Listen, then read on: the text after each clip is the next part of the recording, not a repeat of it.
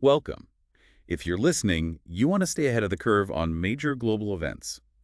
And, well, right now, the U.S.-China tech relationship is definitely center stage. Absolutely. It's heating up. Forget the simple headlines. Today, we're really digging into the latest flashpoint. Mm. Those U.S. limits on Nvidia selling advanced chips to China, and Beijing's pretty strong comeback. Yeah, it's more than just chips, isn't it? It's really a focused struggle for who leads in global tech. These restrictions, they signal a much bigger fight over critical technologies. And that impacts, well, almost everything. AI, global trade, you name it. Exactly. So our mission for this deep dive is to get past that surface noise. Mm. We want to understand the background, why these specific NVIDIA chips matter so much, China's reaction, and, the ripple effects. We'll look at tech, supply chains, international relations, the whole picture. Right. We aim to give you the clear, essential stuff without getting lost in the weeds. Okay, so context first. This whole U.S.-China trade thing, it feels like it's been brewing for a while. Oh, it has. You really have to rewind to 2018 when the trade war, officially kicked off. Back then, it was more about steel, farming, those kinds of things. But initially, yes. Steel, agriculture, the more traditional sectors. But the big shift, the one we've really seen accelerate, is towards technology. That's the main battleground now. Makes sense. In today's world, tech leadership is fundamental. It drives economies, it shapes geopolitics, and right at the core of that tech fight, semiconductor. With tiny chips that run everything. Everything. Phones, computers, the cloud, advanced AI, and that's where Nvidia comes in. A huge U.S. chip company, now right in the thick of it. So let's talk specifics on these Nvidia restrictions. This wasn't sudden, was it? No, it built up. The U.S. started tightening export controls back in 2022. And the really big move was banning the sale of those super advanced AI chips to China. We're talking Nvidia's A100 and H100 models specifically. And these aren't just regular chips, right? They're specialized. Totally specialized. They're built for the massive number crunching needed for training complex AI models. Your standard CPU just can't handle that kind of workload efficiently. Okay, and the stated reason from the U.S. side. Officially. It's about slowing down China's progress in artificial intelligence. They keep bringing up national security concerns. That's the main line. Right, national security. And you have to understand just how dominant NVIDIA is here. Their chips are basically the gold standard for AI training power. So they're kind of essential if China wants to advance in areas like facial recognition or autonomous driving. Exactly. They're critical for China's tech ambitions across the board. So cutting off access to these top NVIDIA chips is a direct attempt to hinder China's AI development. But this must have economic fallout too, surely. Oh, absolutely. Big time. China was what, about a quarter of NVIDIA's revenue in 2023? Wow, a quarter. That's huge. It is. So it hits NVIDIA's finances directly. And at the same time, Chinese companies needing these chips for their own AI R&D. They face some serious roadblocks now. Okay, so the U.S. makes this move. China's response. Yeah. It wasn't exactly quiet diplomacy, was it? No, not at all. China's reaction was very forceful, defiant, you could say. State media played a big role in pushing that message. And the message was basically pushback against what they see as unfair U.S. moves. Pretty much. Accusations of economic bullying, hypocrisy. The language was strong. I remember seeing that quote where China told the U.S. president to stop whining about tariffs.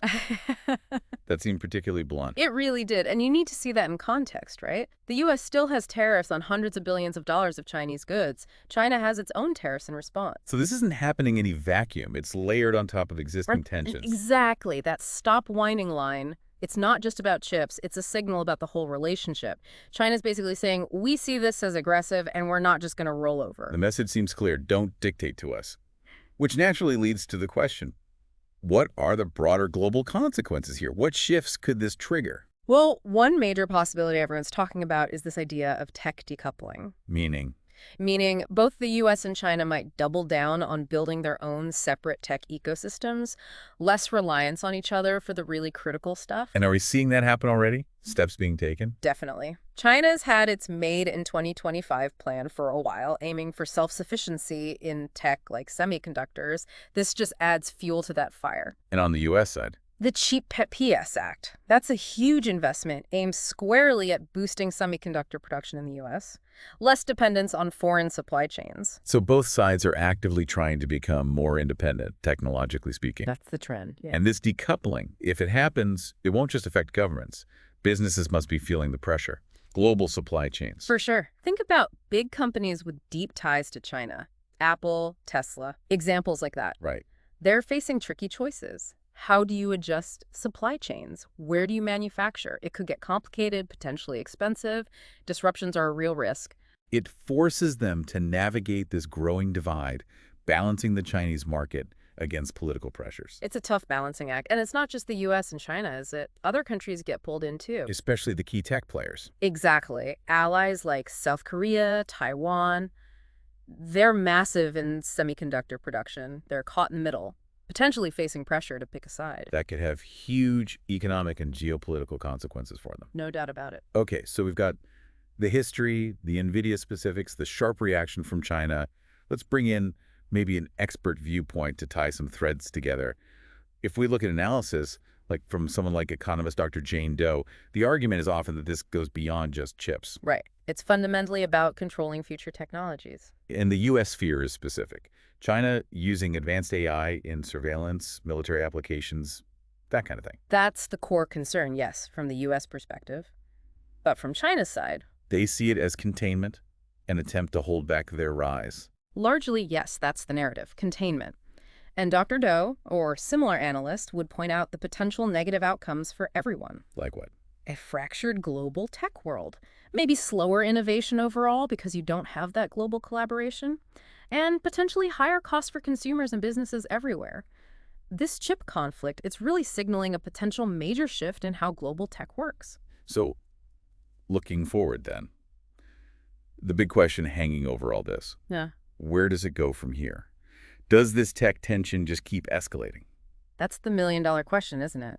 It's really uncertain. Because there's still a lot of interdependence. There is. The economies are deeply linked. China still needs some Western tech, and U.S. companies rely heavily on the Chinese market. That could, act as a brake. So diplomacy is still possible, a way to de-escalate. Ideally, yes. Dialogue could help find some common ground, maybe manage the competition. But rising nationalism in both countries makes compromise really difficult. It's politically harder to back down or seem accommodating right now. So de-escalation seems like a challenge. A significant one, yeah. It feels like this tech chapter of the trade conflict is really playing out right now, especially around semiconductors and these export controls. It really does. And the effects, like we said, they're likely to go way beyond just chip prices or trade figures. It's about who leads the next wave of technology, and that could fundamentally reshape the global economy and how countries interact. A huge amount to think about there. Thanks for walking us through that. We hope this deep dive has offered some clarity on just how complex and significant this tech competition is. It's definitely a story that's far from over. Absolutely. Its impact will likely be felt for years, maybe decades, in ways we're probably only just starting to understand. Maybe something for everyone listening to consider is, what are those longer-term implications? Beyond the headlines about tariffs and chips, how might this rivalry reshape our world?